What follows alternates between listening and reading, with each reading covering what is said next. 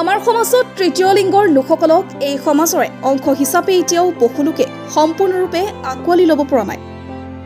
নিজৰ অধিকাৰ আৰু সন্মানৰ বাবে চৰকাৰ আৰু সমাজৰ লগত যুঁজি থকাৰ মাজতে তেওঁলোকে নিত সন্মুখীন হয় বিভিন্ন মানুহৰ ঠাট্টা, কুমন্তব্য, বেয়া ইংগিতৰ। তেওঁলোকৰ নিজ নাম থকাৰ পিছতো কিছু লোকে তেওঁলোকক হিজৰা, গে, চাক্কা আদি বিভিন্ন শব্দৰে মাত দিয়া দেখা যায়। এনেধৰণৰ ব্যৱহাৰৰ ফলস্বৰূপে বহুত তৃতীয় লিংগৰ লোক উদাসীনতা আৰু মানসিক ৰোগত আক্ৰান্ত হৈ পৰে।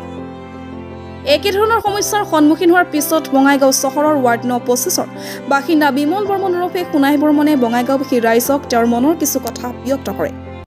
নমস্কাৰ, মোৰ নাম বিমল বৰ্মন। এতিয়াতো মই ৱাৰ্ড নং 25ত থাকোঁ।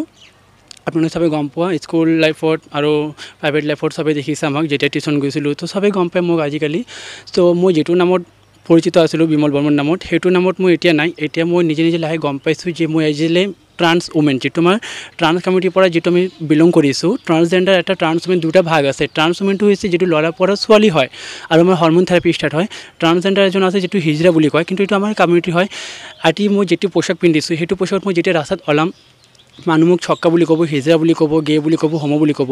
আমাৰ কি অথৰিটি নাই? আমাৰতো বহুত কিবা ৰাইটছ আছে ন। আমি সুপ্ৰিম কোৰ্টৰ পৰা সেইটো পাৱাৰ পাইছোঁ। আজি মোৰ মা, মোৰ বা আৰু মোৰ ভাগ্নি মোক ছাপোৰ্ট কৰিছে। আজি মোৰ ফ্ৰেণ্ডছো আছে, সিহঁতো মোক ছাপোৰ্ট কৰে। কিন্তু মোক কোনোৱে নুবুজে। সেইটো প্ৰব্লেম হৈছে যে মই ৰাস্তাত কিয় ওলাব নোৱাৰিম? মই যে কোনো জীৱ জন্তু নহয় ন।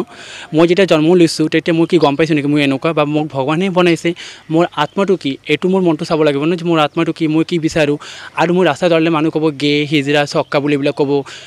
মইতো মানুহ নহয়। মানুহ যেনেকৈ নৰ্মেল চকুত চাই আমাক নৰ্মেল চাব লাগে ন। আমিতো কাৰো লগত বেয়া আইন কৰা নাই। আমাক যদি কোনোবাই যদি এনেকৈ নামত যদি মাতে ছক্কা, হিজৰা বুলি, তাৰ এগেইনষ্টত মই কেছ কৰিম, কাৰণ মোৰ অথৰিটি আছে নহয়। আৰু মই যেতিয়া নামটো চেঞ্জ কৰিছোঁ, বিমল নামৰ পৰা এতিয়া সোণাই নামে পৰিচিত। এতিয়া মোৰ লগত চব ডকুমেণ্টছো আছে যে মই ট্ৰান্সজেণ্ডাৰ হিচাপত এজন পৰিচিত আছোঁ।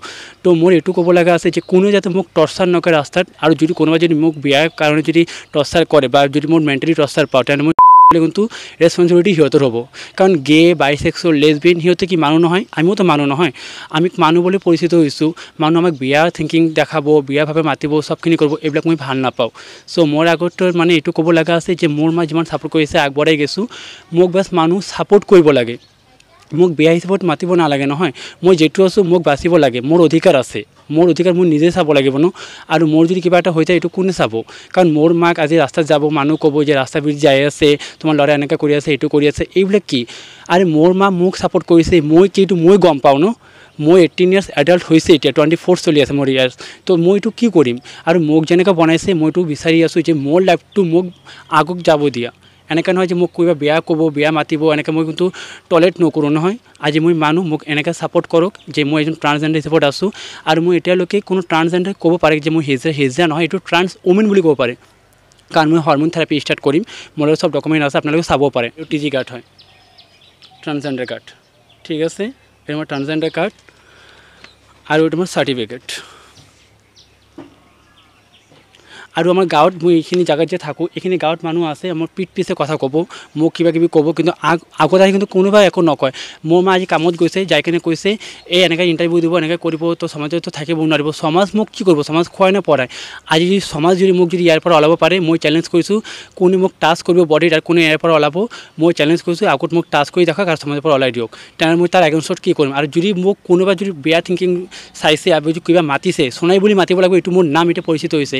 যদি কোনোবাই হিজৰা, গে, ছক্কা বুলি যদি মোক মাতে, মই তাৰ এগেইনষ্টত কেছ কৰিম। বাছ আজি মোৰ ইমান ক'ব লগা আছিল। থেংক ইউ ছ' মাছ। আমাৰ এড্ৰেছটো উদয়নগৰ, ৱাৰ্ড নং 25।